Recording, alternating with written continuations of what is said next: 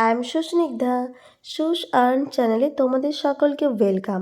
আজকে একটা cooking blog নিয়ে এসেছি। তো আজকে রান্না করছিল আমার শ্বশুরমশাই। তো রাতের ডিনার বাবা রান্না করছিল, ওটাই তোমাদের দেখাবো। চলো, বাবার মেনু ছিল আজকে স্প্যাগেটি রান্না করবে। তো ওটাই রান্না হচ্ছে। জল গরম অলরেডি ডান, দিয়ে তাতে স্প্যাগেটি দিয়ে দিয়েছিল। তো এটা ভালো করে সেদ্ধ হচ্ছিল, সাথে বাবা সব সবজিগুলোকে কেটে নিয়েছিল। এইগুলো সব প্রথমে পেঁয়াজ আদা রসুন দিয়ে এগুলো ফ্রাই হচ্ছিল, তারপর মা একটু হেল্প করে দিয়েছিল টমেটোটা কেটে। এগুলো হচ্ছে আমাদের বাড়ির ম্যাগনেট, যে যেখানে গিয়েছিল সেখান থেকে নিয়ে এসেছে। তো এই সব সবজিগুলো এবার ফ্রাইং প্যানে দিয়ে ওগুলো ভালো করে হালকা আঁচে ভাজা হচ্ছিল। চলছে আমাদের স্প্যাগেটি রান্না। তোমাদের কেমন লাগছে ভিডিওটা আমাকে জানাবে। সামান্য নুন দিয়ে, আর স্প্যাগেটিটা সেদ্ধ হয়েছে কি না সেটা এইভাবে মেরে বোঝা যায়। আর চিকেনটা হলুদ নুন জিরে গুঁড়ো ধনে গুঁড়ো দিয়ে 10-15 মিনিট আগে ম্যারিনেট করে রেখেছিলো।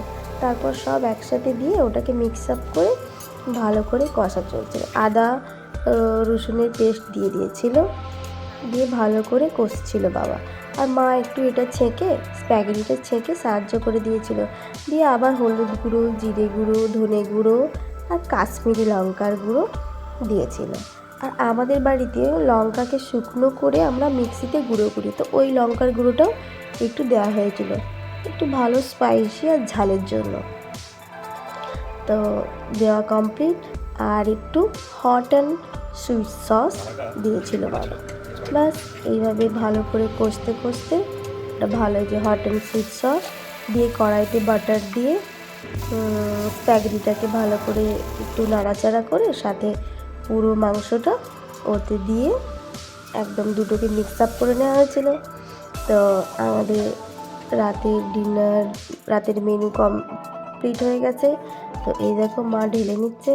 তো আমার ভিডিওটা ভালো লেগে থাকলে লাইক করো, কমেন্ট করো, আর আমার চ্যানেলটাকে সাবস্ক্রাইব করে দিও। Thank you.